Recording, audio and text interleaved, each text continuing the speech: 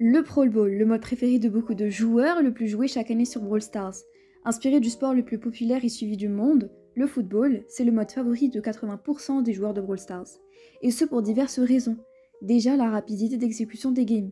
Si votre équipe est plus forte que l'équipe adverse, il est possible de gagner en moins de 30 secondes, contrairement à d'autres modes de jeu comme Razia Gem, où une partie dure au minimum 1 minute 30. De plus, c'est un mode très amusant à jouer et facile à comprendre pour tout le monde, car il suffit de marquer 2 buts avec le ballon pour gagner. C'est le premier mode 3v3 à se débloquer en tout début du jeu, raison de plus pour laquelle même les nouveaux joueurs aiment ce mode.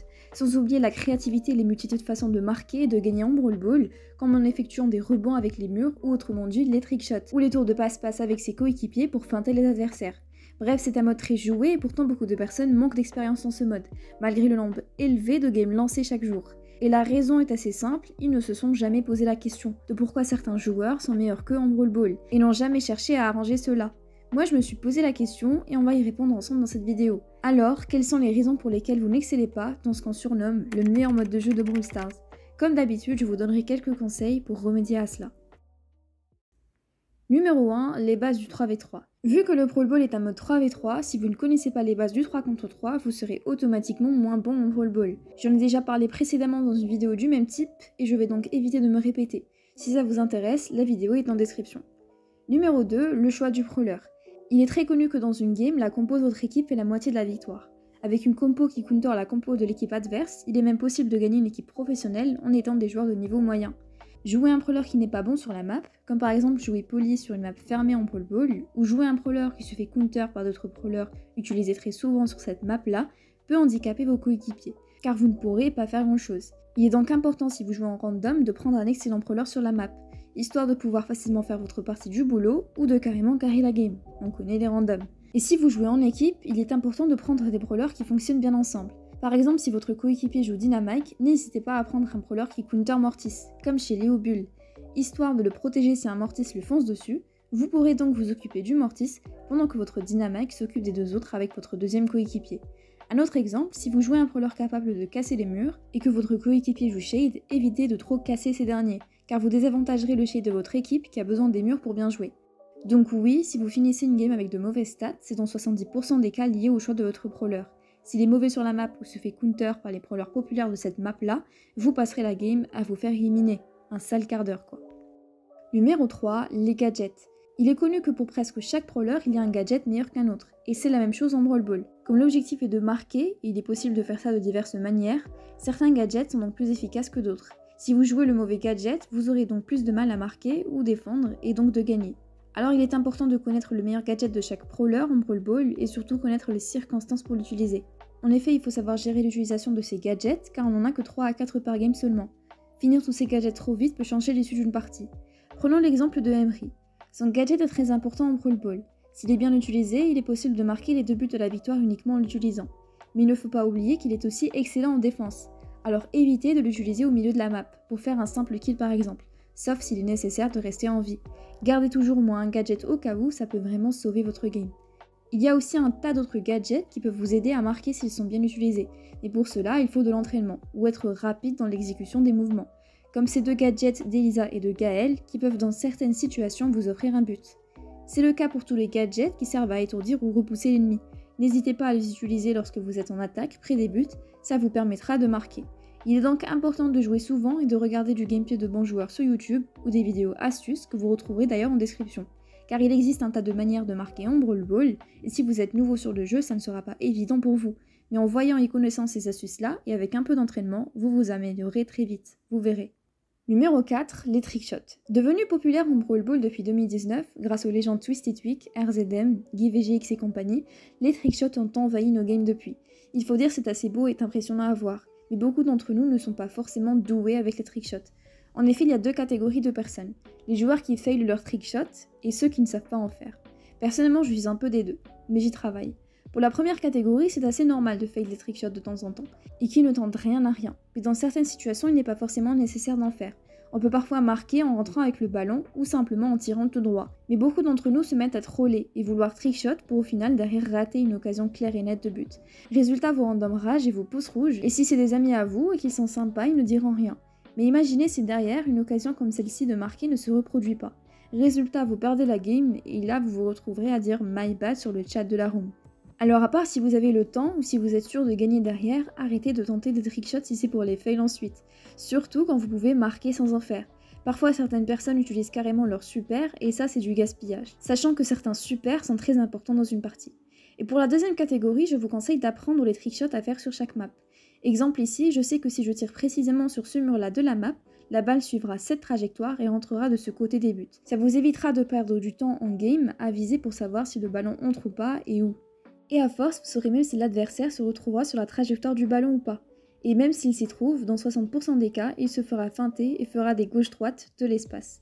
Donc la raison pour laquelle vous perdez en brawl ball parfois, c'est votre habitude à troller devant les buts, en essayant de faire des trickshots et vous compliquez la tâche, alors que la beauté se trouve dans la simplicité. Encore une fois, ça dépend des circonstances, mais si vous voulez gagner, gardez ça en tête. Mention spéciale au Mortis qu'on retrouve en random et Automar 753. Numéro 5, la passe. Le brawl ball, c'est comme du football. Il faut avoir un bon esprit d'équipe et une certaine coordination pour gagner facilement et de la meilleure des manières. Certaines personnes ne font pas la passe, soit par pur égoïsme, ou soit car ils ne savent même pas que c'est réalisable. Et dans ce cas-là, ce sont des nouveaux joueurs. Il y a aussi des joueurs qui le font exprès pour troll et embêter leurs amis. Mais si c'est le cas, c'est volontaire et pour blaguer. Alors, intéressons-nous aux deux premiers cas. Se faire la passe dans une game en brawl ball permet de feinter les adversaires dans certaines situations. Ça offre souvent de belles occasions de but, mais ça permet aussi de marquer plus vite lorsque tous les adversaires ont été éliminés, et ce avant leur retour. Ne pas faire la passe donc vous fait souvent perdre du temps, voire des hyperchargés des super vont marquer et avancer plus rapidement, alors qu'il suffisait de faire la passe. Exemple ici, le Franck n'a pas voulu me faire la passe. Résultat, il a paniqué, voyant qu'il ne pourrait peut-être pas marquer, et il a fini par gaspiller une précieuse hypercharge et la cerise sur le gâteau sans super. Ne soyez pas égoïste, faites la passe à vos coéquipiers. Sauf si c'est un random en qui vous n'avez pas confiance. Et encore, dans ce cas-là, soyez sûr de pouvoir marquer sans faire la passe. Être joueur star, au final, ça ne sert à rien. Les stats qui seront affichés sur votre profil, ce seront les victoires. Quant aux nouveaux joueurs, sachez qu'il est important de connaître et éviter les situations pour faire des passes. Si tous les adversaires ont été éliminés et que le ballon est en bas, placez-vous en file indienne verticale, pendant que l'un d'entre vous va ramener le ballon. Faites-vous ensuite la passe et de cette manière, vous allez pouvoir marquer le but plus facilement et rapidement. Évitez aussi de faire la passe à un coéquipier en plein affrontement. On est nombreux à faire cette erreur, mais en faisant ça, vous allez encombrer votre coéquipier du ballon, qui devra en plus gaspiller une munition pour s'en débarrasser. N'hésitez pas aussi à faire des passes en trickshot pour gagner du temps à un coéquipier par exemple qui est près des buts. Et lorsque vous savez que vous n'aurez pas le temps de marquer avant de mourir en rentrant avec le ballon dans les cages, n'hésitez pas à faire une passe en trickshot à votre coéquipier de l'autre côté, qui lui aura sûrement assez de points de vie pour le faire. Pour résumer, ayez l'esprit d'équipe et soyez créatif. Et n'hésitez pas encore une fois à regarder du gameplay de Brawl Ball de bons joueurs sur YouTube. Ça peut vraiment vous donner de bonnes idées. Numéro 5, le placement du ballon. Le ballon, c'est le centre du jeu, c'est la clé de la victoire et ne pas savoir le placer correctement peut vous pénaliser, que ça soit en défense ou en attaque. En défense par exemple, je vois souvent des gens paniquer, dont moi avant, avec le ballon et ne pas savoir quoi en faire. La meilleure chose dans cette situation est d'éloigner le ballon très loin avec son super ou le mettre sur le côté pour faire perdre un maximum de temps aux adversaires, en choisissant bien sûr le côté le plus éloigné de ces derniers. En début de partie, si vous en avez l'occasion, n'hésitez pas à passer le ballon aux adversaires pour qu'ils soient dans leur camp. Dans leur tête, ils seront automatiquement en défense et ça va vous permettre de leur mettre un maximum de pression et d'avancer plus facilement. Quand dans l'équipe adverse, il y aura des brawlers qui peuvent facilement s'enfuir avec le ballon et marquer, comme Daryl par exemple, évitez de leur laisser le ballon n'importe où ou dans des endroits de la map où ils pourraient aisément s'enfuir et marquer avec. Tout ça pour dire que faire des erreurs sur le placement du ballon peut vraiment changer l'issue d'une game. Alors veillez à apprendre de vos erreurs et faire attention à ce genre de détails. Numéro 6, les mécaniques du Brawl Ball et des brawlers. Encore une fois, j'en ai déjà parlé dans la dernière vidéo du même genre, mais je vais ajouter certains éléments qui concernent uniquement le Brawl Ball. Les personnes qui connaissent pas assez les mécaniques, que ce soit du brawler ou du mode, hormis celles que j'ai citées précédemment, seront plus limitées en game. Ils vont marquer moins souvent, se prendre des buts plus souvent, etc. Comme j'ai dit en début de vidéo, il y a plusieurs façons de marquer, et ça diffère surtout en fonction du brawler que vous jouez. Par exemple, certains super peuvent vous offrir des buts assez facilement s'ils sont bien exécutés, comme celui de Tara, de Gaël, de Franck et de Colette, etc., etc. Et justement, il faut savoir les utiliser quand il faut. Et pour ça, encore une fois, il faut jouer souvent et regarder des games de haut niveau pour apprendre. Sans oublier aussi les mécaniques du mode. Par exemple, il est conseillé, et bien sûr ça dépend de la map, de prendre un brawler qui casse les murs, histoire de casser la défense adverse, et agrandir les buts pour marquer plus facilement. Une autre chose dont j'ai déjà parlé avant dans une autre vidéo, mais que je vais répéter car je trouve ça assez intéressant, tirer au but avec son super depuis la ligne blanche qui sépare les deux moitiés du terrain ne suffit pas. Le ballon s'arrêtera sur la ligne, alors que, en tirant après la ligne blanche, il y aura but. Aussi, quand vous vous apprêtez à rentrer avec le ballon pour marquer, n'hésitez pas à tirer juste avant au cas où vos points de vie ne seront pas suffisants. Même si vous êtes éliminé, le fait d'avoir tiré juste avant vous permettra de marquer. Donc pour résumer, plus vous allez jouer, plus vous allez apprendre de vos erreurs, et plus vous aurez de l'expérience. À force, vous saurez même s'il est possible pour vous de rentrer avec le ballon dans les cages, et donc marquer, ou s'il est préférable d'attendre le retour de ses coéquipiers, car vos points de vie ne seront pas suffisants. Nous arrivons maintenant à la fin de cette vidéo, et comme la dernière fois, avant de la clôturer, j'aimerais vous donner un dernier conseil. Si vous jouez à Brawl Stars aujourd'hui, c'est surtout pour vous amuser. Alors amusez-vous et profitez du prime de ce jeu qui restera gravé dans l'histoire de Supercell. Je vous remercie d'avoir suivi cette vidéo jusqu'au bout et j'espère que ça vous aura plu. Si c'est le cas, on se retrouve en commentaire. Si vous avez des conseils ou des idées sur ce que je pourrais améliorer, je prends. On se retrouve la prochaine fois pour une nouvelle vidéo. D'ici là, portez-vous bien, c'était Sissi, ciao.